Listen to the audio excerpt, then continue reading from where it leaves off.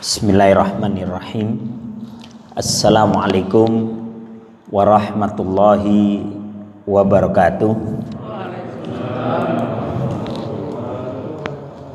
Innal hamdalillah nahmaduhu wa nasta'inuhu wa nastaghfiruh wa na'udzu billahi min syururi anfusina wa min sayyiati a'malina may yahdihillahu fala mudhillalah wa may yudlilhu fala hadiyalah. Asyhadu an la ilaha illallah wahdahu la syarikalah wa asyhadu anna Muhammadan abduhu wa rasuluhu la nabiyya ba'da. Allahumma salli wa sallim ala Muhammad wa ala alihi wa sahbihi ajma'in, amma ba'du. Rabbi shrah li sadri wa yassir li amri wahlul 'uqdatam min lisani yafqahu qawli. Allahumma la sahla illa ma ja'altahu sahla wa anta taj'alul hazna idza syi'ta sahla.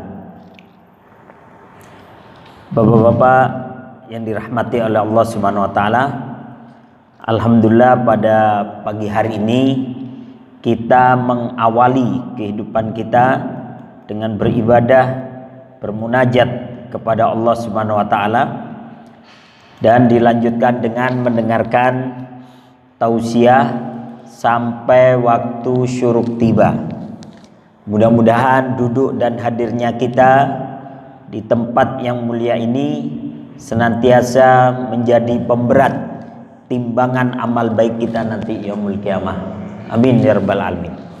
Salawat dan salam senantiasa tercurah kepada Nabi Allah Muhammad sallallahu alaihi wasallam, kepada keluarga, para sahabat dan para pengikut beliau sampai akhir zaman nanti. Bapak-bapak yang dirahmati oleh Allah Subhanahu wa taala, insyaallah tidak lama lagi kita akan memasuki bulan Ramadan. Sebentar.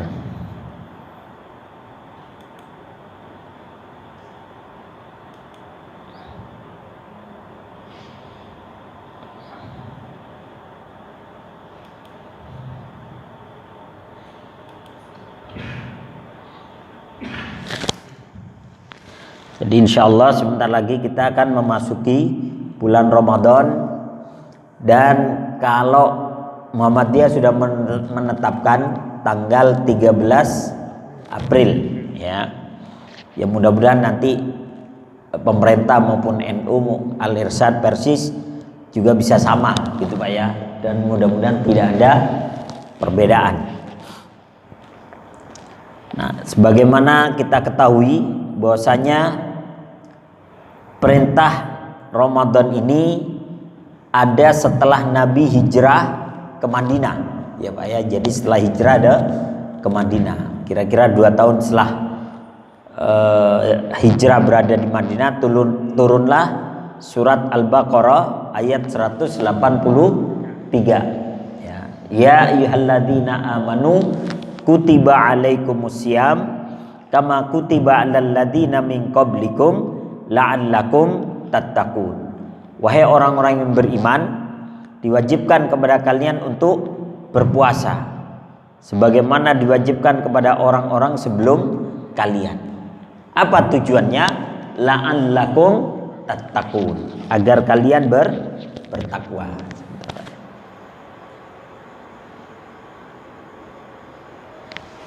Ya, tujuannya adalah agar kalian menjadi orang-orang yang bertakwa.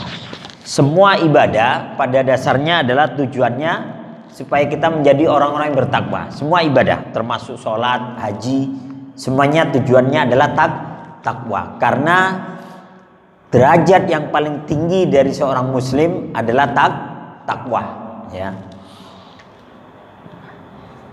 Kemudian makna puasa, arti puasa ya. Puasa, jadi pengertian puasa secara bahasa artinya al-imsak, yakni menahan diri. Jadi al-imsak itu artinya menahan diri. Nah, kalau di Indonesia itu ada al-imsak namanya Pak ya, 10 menit sebelum adzan subuh. Kalau di Saudi ataupun di tempat lain nggak ada imsak. Di Indonesia aja ada imsak. Tujuannya apa? Tujuannya 10 menit sebelum subuh itu sudah nggak makan, nggak minum, tapi siap-siap berangkat ke masjid. Tujuannya itu. Tapi kalau memang bangunnya telat, nah ya sudah, patokannya adalah adzan subuh. Karena dalam hadisnya itu, jika yang adzan adalah Bilal, maka makan dan minumlah.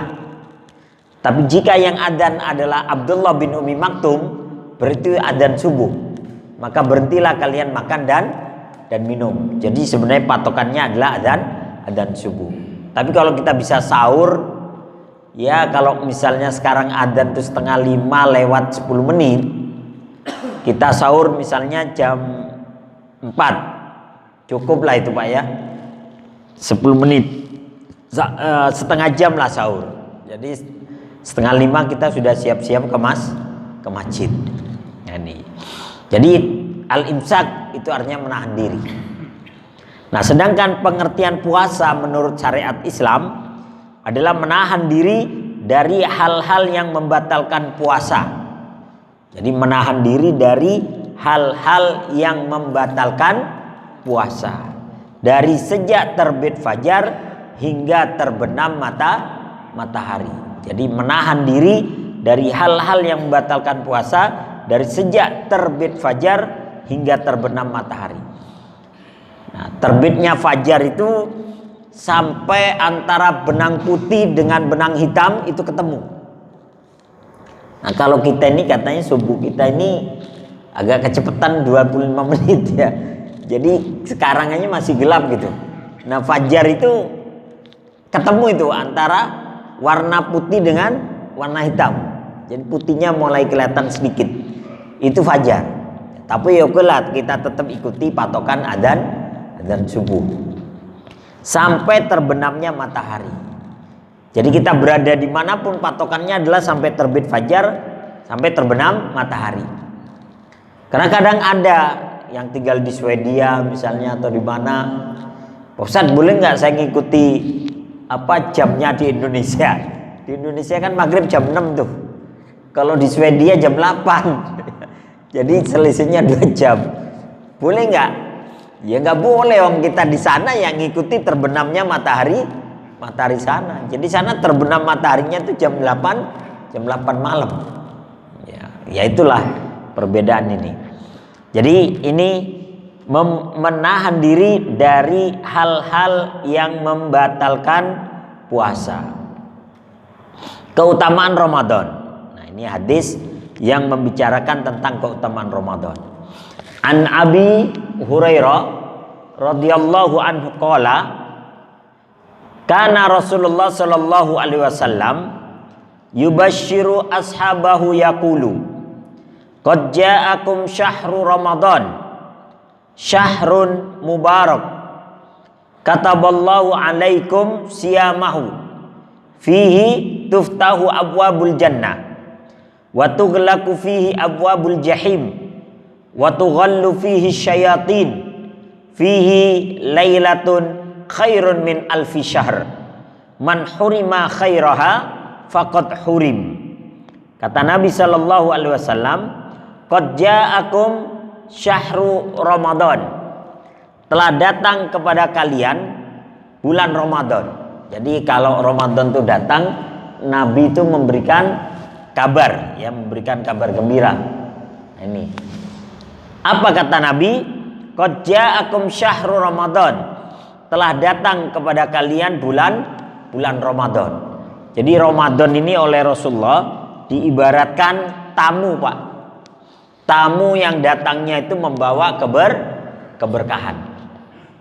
Coba kalau kita kira-kira kedatangan tamu, kita ditelepon, Pak Ustadz Mahmud, saya mau bertamu nih, kebetulan saya pulang dari umroh, saya bawa gamis nih buat Ustadz Mahmud, bawa kurma, bawa madu, sama unta-unta Arab saya bawa nih, ya. Ya, kira-kira diusir nggak itu tamu? Ya, cepetan ente datang gitu ya. Kenapa? Bawa berkah. Sampai di rumah kata tamunya, Pak Ustadz Mahmud nggak usah repot-repot, saya udah bawa minuman sendiri, bawa makanan buat keluarga Ustadz Mahmud juga, nasi kebuli, ya, makabsyah, mau pokoknya makanan Arab. Kira-kira diusir nggak itu tamu? Lu nggak usah datang deh, gitu kan? Ya pasti kita rindukan. Ya begitu kita habis bertamu, ini kebetulan ada sisa uang real nih buat inti lah ya misalnya. Ya, jadi kita dikasih bekal. Nah kalau tamunya kayak begini, ya kita pasti merindukannya. Tapi kalau ada tamu ujuk-ujuk kenal kagak, jam 2 siang datang tok tok tok, assalamualaikum, lu sampean siapa? Ya pokoknya saya tamu. Lu kenal kagak? Pokoknya saya mau bertamu ya. Tolong siapin makanan yang enak, minuman yang enak. Tolong pijitin saya mau nginep 3 hari gitu. Kira-kira tamu kayak begini diapain, Pak? Nah, ini. Jadi Ramadan itu oleh Nabi diibaratkan seorang tamu, ya. Telah datang kepada kalian bulan Ramadan, ya. Syahrun mubarak, bulan yang penuh dengan keberkahan. Berkah itu artinya berkembang dan bertambah. Makanya ketika Ramadan apa aja berkembang dan bertambah. Pahala berkembang dan bertambah. Kemudian jumlah orang yang beribadah berkembang dan bertambah. Coba masjid yang biasanya nggak begitu rame, begitu Ramadan, apalagi awal Ramadan, Pak ya, awal terawih pasti penuh, ya. Infak rame, ya. Kemudian apa lagi? Makanan ketika Ramadan, wah rame keluar semua, apalagi menjelang maghrib, ya. Berkahnya Ramadan. Biji salak aja kalau di luar Ramadan keras, Pak, nggak enak dimakan. Tapi begitu Ramadan empuk, ya, enak lagi, manis. Itu berkah Ramadan. Belanja ketika Ramadan nambah. Kenapa? Ya karena Allah kembangkan semua, rizki Allah banyakkan tuh ketika Ramadan. THR aja turunnya Ramadan. Apalagi Ustadz ya, dari pagi sampai malam, ya nggak sempat sakit sampai ya itulah berkahnya Ramadan. Ya, artinya apa? Allah jadikan semuanya bertambah dan berkembang. Syahrun mubarak. Kemudian kataballahu alaikum siyamahu, Allah mewajibkan kalian puasa di dalamnya. Jadi ada kewajiban untuk berpuasa. Nah, siapa saja yang diwajibkan untuk berpuasa? Mereka yang tidak ada halangan untuk berpuasa. Nah, ini. Semuanya diwajibkan berpuasa kecuali ada beberapa orang. Nah, ini.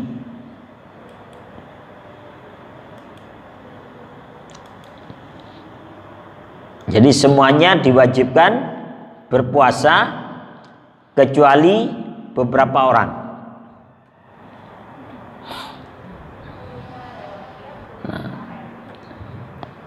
Nah, jadi ya ayyuhalladzina amanu kutiba alaikumusiyam, diwajibkan kepada kalian puasa. Tapi ada beberapa orang yang boleh tidak puasa. Makanya kalau saya ditanya, Ustaz, ketika Ramadan boleh nggak warteg buka? Ya boleh aja. Kita tetap dagang boleh aja? Boleh. Karena kan ada orang-orang yang memang nggak bisa puasa, seperti anak-anak kecil, terus anak-anak yang belum balik, itu mereka nggak ada kewajiban puasa. Kalau warung tutup semua, kalau mereka pingin makan kan repot jadi. Nah ini, jadi pada dasarnya boleh. Ya. Sekarang warung tutup atau nggak tutup, orang mau puasa atau nggak kembali kepada dirinya. Nggak ada warung aja orang bisa makan di kamar mandi kok, ya. Nah, ini. Jadi kembali. Yang haram dan yang boleh tidak puasa. Yang pertama wanita haid.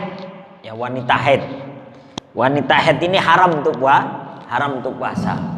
Tapi dia mengganti di hari lain. Dia mengganti di hari lain. Kemudian musafir. Kalau musafir ini dia boleh puasa, boleh tidak. Musafir. Nah, sebenarnya berapa jarak tempuh safar itu baru kita boleh tidak puasa atau tetap melanjutkan? Jadi ada beberapa pendapat.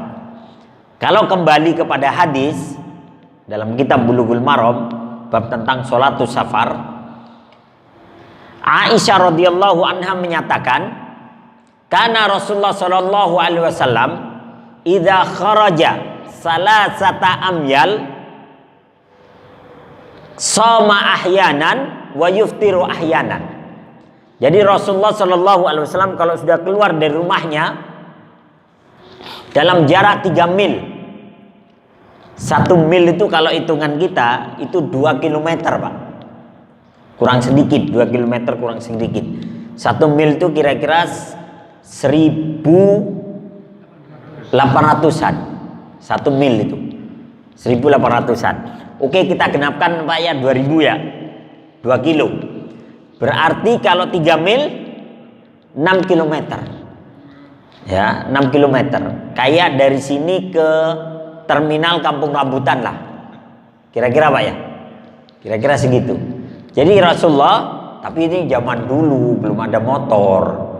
Kalau sekarang ke Kampung Rambutan pakai motor paling 15 menit 20 menit ya. Tapi kalau dulu jalan kaki bisa 3 jam kali Pak ya. Bisa 3 jam atau 2 jam. Jalan kaki di tengah padang pasir lagi. Nah ini. Kalau kita kan sekarang angkot apa semua sudah ada. Jadi karena Rasulullah idza kharaja salasata amyal, kalau beliau sudah keluar 3 mil jaraknya, shoma ahyanan wa yuftiru ahyanan. Beliau kadang tetap berpuasa, kadang membatalkan. Ya. Wa yaksuru ya, dan kadang beliau mengqashar salatnya, wa yajma, dan kadang beliau juga menjamak sholatnya. Jadi kalau dalam hadis kitab Riyadhus Shalihin, jarak Rasulullah menjamak dan mengqashar sholat atau beliau berpuasa atau tidak itu dalam jarak 3 mil. 3 mil. Nah, kalau Imam Syafi'i menyatakan Imam Syafi'i itu 150 tahun kemudian, Pak, atau 130 tahunan lah kemudian setelah Rasulullah wafat. Imam Syafi'i kemudian memberikan batasan jarak, karena ini pendapat, 83 kilo. 83 kilo ini kayak dari sini Cianjur Pak ya. Sini Cianjur itu bisa 5 jam Pak. 5 jam 4 jaman lah. Kalau nggak macet ya kira-kira 4 jaman ya. Jadi 83 kilo baru boleh menjamak atau mengqashar atau berpuasa atau tidak. Tapi Imam Ahmad lebih panjang lagi, 124 kilo.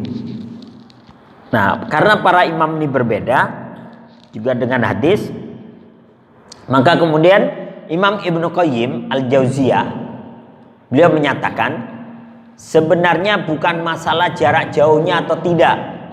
Kita boleh mengqashar atau menjamak sholat atau membatalkan puasa atau tidak. Yang jadi masalah adalah dalam perjalanan itu kita terasa berat atau tidak ya, kesulitan apa tidak. Nah, kita ini dari sini ke Tanah Abang itu kira-kira 30 kiloan. Tapi kalau menjelang hari raya itu seminggu sebelum hari raya itu kan banyak orang ziarah di mana sehingga macet di mana-mana. Itu dari sini ke sana itu bisa 3 jam loh Pak ya, bisa 3 jam. Nah, yang seperti 3 jam di tengah-tengah macet terik mencentar-centar gitu ya, yang puasa keberatan juga kadang ya.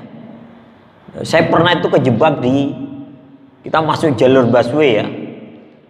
Saya pikir yang lain masuk jalur busway aman gitu ya, lancar. Begitu sampai di ujung macet total Pak. Udah berhenti nggak bergerak itu lama. Sampai ini nyut-nyut kepala itu Pak. Jam 2 siang. Ya, ternyata ya kalau udah macet tuh udah parah. Nah, yang seperti ini jadi bukan masalah jarak tempuhnya, tapi berat kesulitan nggak kita dalam perjalanan itu. Makanya Rasulullah pernah dengan sahabat lagi puasa Ramadan, beliau melakukan perjalanan. Dan Rasulullah melihat tuh ada beberapa sahabat yang gak kuat. Tapi kan gak mungkin sahabat, aduh gak kuat ya Rasul gitu ya, dibully nanti sama yang lain. Oh baru jalan segini gak kuat gitu ya. Akhirnya kata Nabi apa? Berhenti kalian, istirahat di sini, kata Nabi. Istirahat. Itu sebelum asar, Pak. Kata Nabi, batalkan puasa kalian semua. Oh, kayak Umar mengatakan, ya Rasulullah, kami masih kuat dan ini sudah mau asar, sedikit lagi maghrib. Ya tapi diantara kalian ada yang gak kuat, batalkan. Gak ada yang berani batalin. Akhirnya Nabi nuang air. Ya, siapa yang tidak membatalkan puasanya, kata Nabi, faqad asa Abul Qasim. Siapa yang tidak membatalkan puasanya berarti dia membangkang terhadapku. Nah, Nabi langsung minum tuh, baru minum semua. Dari tadi kayak gitu ya. Nah, ini. Kenapa Nabi itu nggak nyuruh fulan yang nggak kuat kamu aja yang batalin? Ya nggak enak, ntar dibully sama yang lain. Cemen lu baru begini aja udah batalin, dibully. Kalau seandainya tetap yang disuruh yang ini, yang lain enggak, yang lain pingin juga, kita juga pingin batalin ya Rasulullah. Maka kata Nabi, batalin semuanya, batalin. Jadi Nabi itu kadang Pak menjaga muru'ah. Muru'ah itu apa? Kehormatan Pak ya, menjaga kehormatan seseorang. Sehingga Nabi menyatakan batalin semua. Kalau batalin semua kan nggak ada yang dibully ya. Pernah Nabi nih lagi ya taklim lah gitu dengan para sahabat, ngobrol, tiba-tiba ada yang kentut, ya pentut. Ya Rasulullah, ada yang kentut ya Rasulullah. Kata Nabi, udah tenang aja, hirup aja bareng-bareng ntar juga habis gitu ya. Udah tenang kata Nabi. Selesai taklim kata Nabi, keluarlah kalian semua, berwudulah kalian semua gitu. Jadi semuanya suruh wudu. Nabi nggak nanya siapa tadi yang kentut.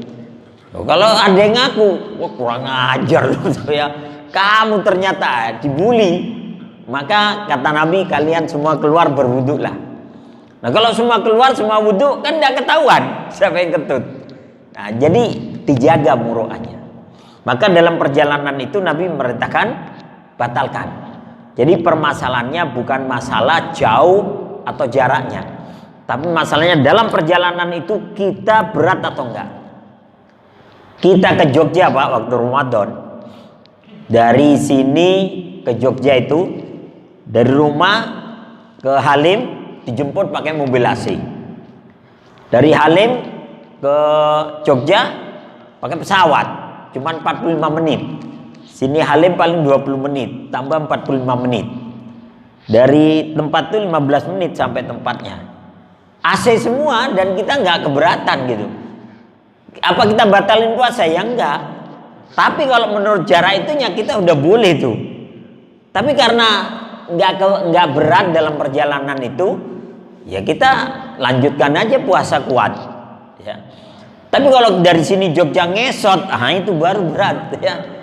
Jangankan dari sini Jogja, dari sini ke Kampung Rambutan jalan kaki aja, ya terasa Pak ya. Apalagi jam 2 siang.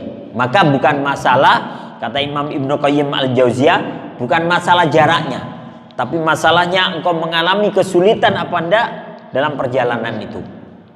Nah, dan itu Nabi memang jaraknya 6 kilometer ya. Nah, kemudian orang yang sakit, ini orang yang sakit biasa. Orang yang sakit biasa ini dia boleh membatalkan puasanya dan mengganti di hari lain. Jadi kalau kita lagi puasa tiba-tiba masuk angin, tiba-tiba pusing, nggak kelar-kelar, ya udah minum bodrek ya. Tapi kan nggak bisa kita langsung minum bodrek, makan dulu ya, makan dulu baru minum obat. Nanti ganti di hari lain. Ini sakit yang biasa, yang tiap hari kita sehat, tiba-tiba pas hari itu kita sakit, maka batalkan. Tapi ada orang-orang yang boleh tidak puasa dan mereka cukup membayar fidyah. Jadi cukup membayar fidyah. Membayar sekali makan kepada fakir miskin. Berapa fidyahnya? 1 mud. 1 mud itu ya kalau beras itu segini lah. Ya, tapi jangan beras doang, jangan nasi doang. Dikasih lauk pauknya juga gitu loh maksudnya. Karena fidyah itu dari apa yang setiap hari kita makan. Kalau tiap hari kita makannya enak, cumi, ikan gurame, kemudian ayam bakar, kemudian seafood gitulah yang enak-enak tuh. Nah, maka fidyahnya ya seperti itu. Ya, seperti itu. Jangan makan enak cumi, gurame, ayam bakar, ya, empal dan sebagainya. Giliran fidyah tahu tempe, ya. Itu tidak sesuai ya. Jadi nih, wanita hamil dan menyusui cukup bayar fidyah. Ini pendapat yang paling kuat berdasarkan beberapa hadis. Walaupun kalau di Indonesia ini banyak mengambil pendapat Imam Syafi'i. Imam Syafi'i menyatakan begini. Kalau wanita hamil atau menyusui, dia hanya khawatir sama anaknya. Jadi kalau saya puasa ini, nanti anak saya takutnya nggak sehat. Tapi saya sendiri sebenarnya kuat. Nah, kalau pikirannya begitu, dia khawatir kepada anaknya saja tapi nggak khawatir pada dirinya. Pendapat Imam Syafi'i, maka dia wajib bayar fidyah, wajib pula mengganti di hari lain. Jadi double. Bayar puasa juga, bayar fidyah juga. Tapi ini pendapat. Ya. Tapi kalau menurut hadis, siapa yang bayar fidyah udah selesai. Karena fidyah itu tebusan. Kalau sudah ditebus, udah nggak ada ini lagi. Ibaratnya orang didenda, kalau udah dibayar dendanya selesai. Jangan didenda juga, dipenjara juga, kasihan double gitu ya. Ya, kan ada itu didenda juga udah dibayar dendanya. Di penjara juga nggak keluar lagi sampai hari ini. Nah, ini ya itu namanya kezaliman. Maka Islam itu kasih pilihan. Kalau sudah bayar denda ya sudah selesai. Nah, ini.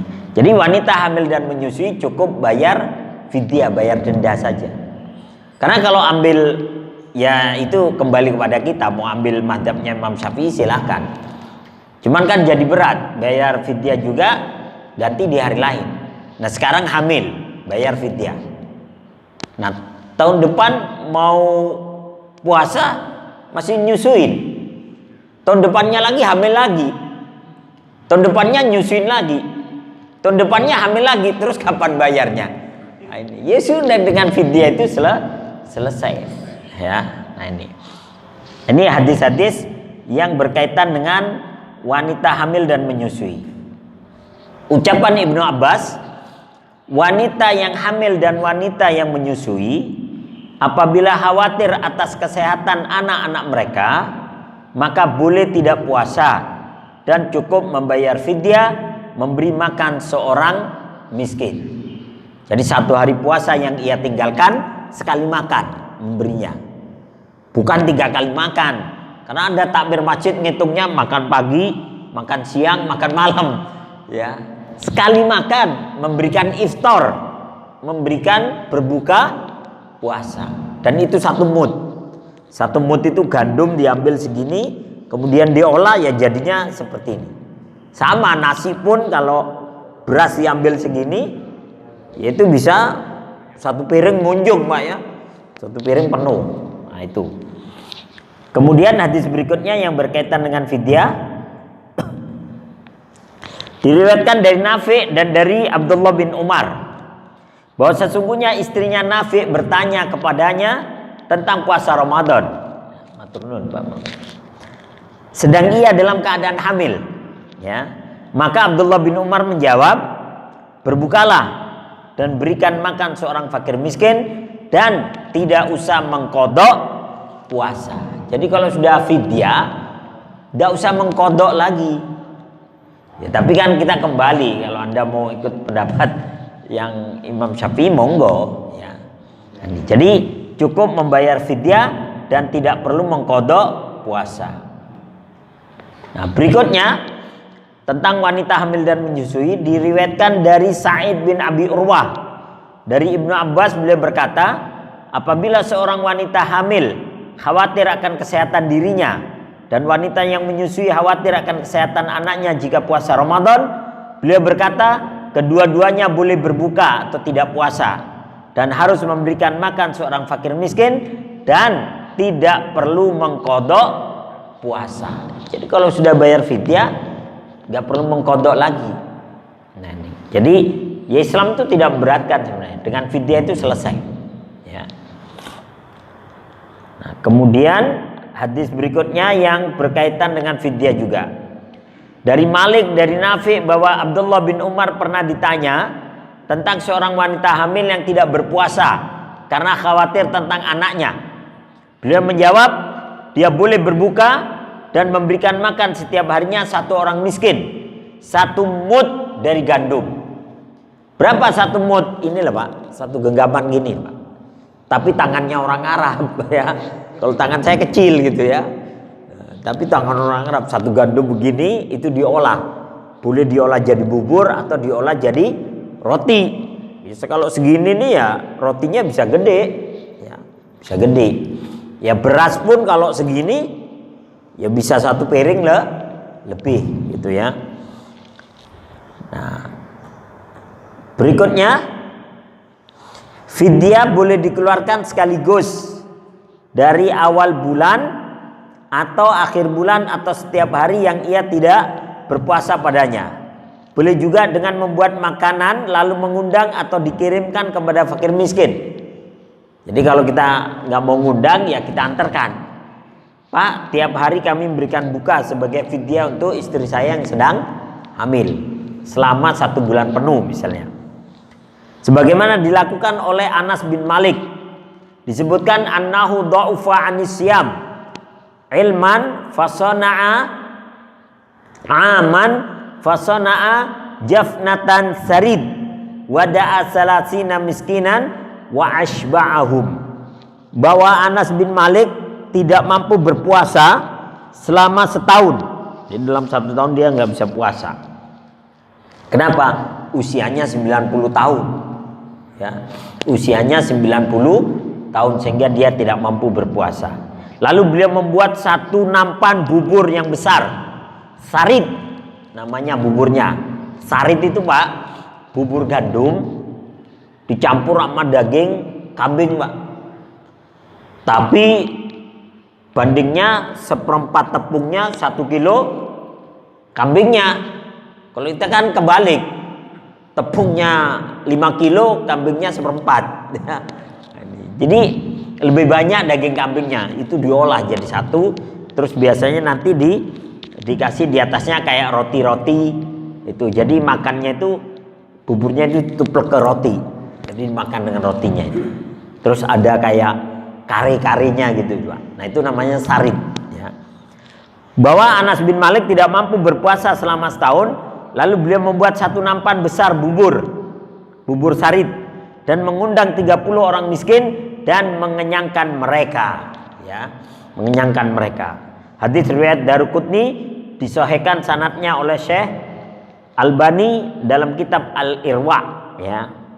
Jadi fidyah boleh sekaligus, boleh dicicil. Nah, kembali kepada tadi. Jadi wanita hamil dan menyusui boleh mereka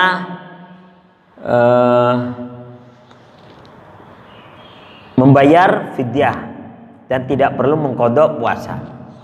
Yang berikutnya, yang boleh tidak puasa cukup bayar fidyah. Orang yang tua renta. Tua renta ini kalau menurut hadis 70 tahun ke atas. Ya. 70 tahun ke atas. Oh, Ustaz Mahmud 35 lebih dikit ya. Jadi 70 tahun ke atas.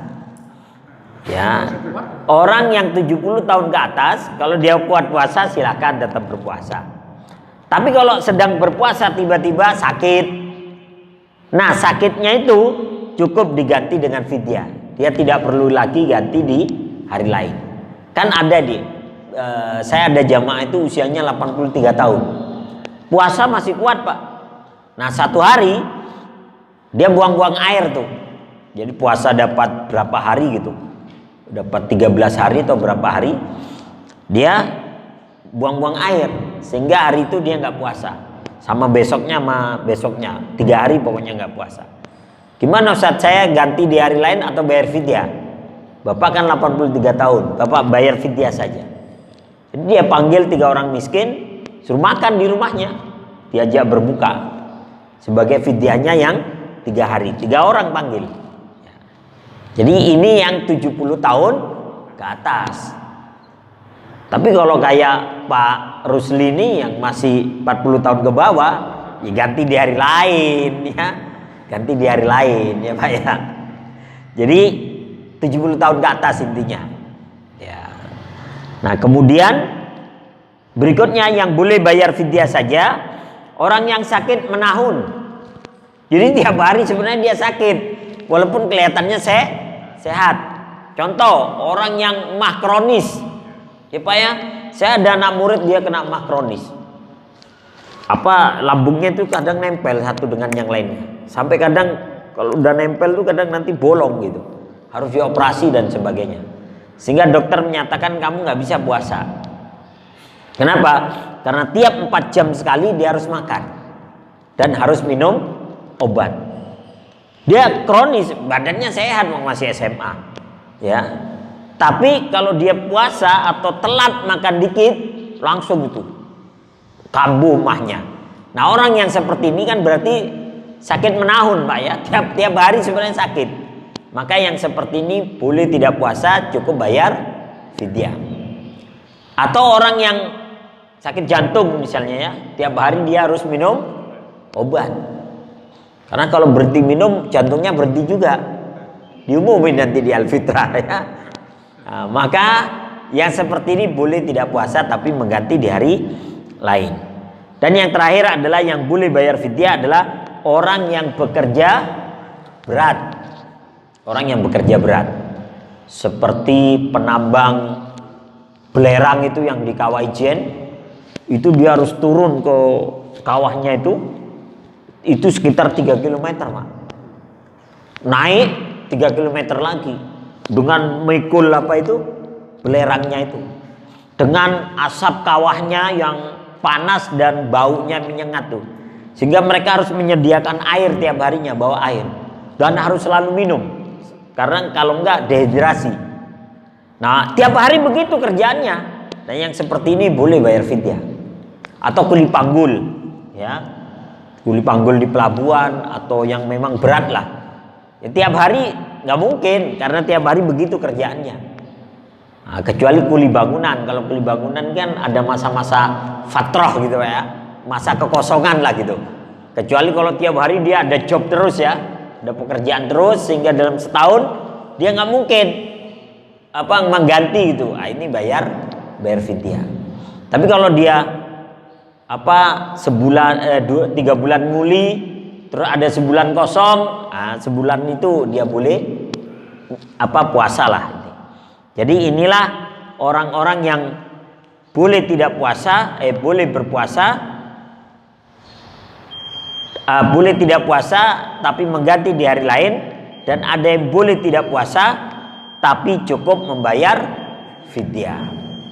Baik, sampai di situ Pak. Kalau ada pertanyaan monggo dipersilahkan. Yang mana dulu nih? Beliau dulu ya. Habis itu jenengan. Monggo silakan.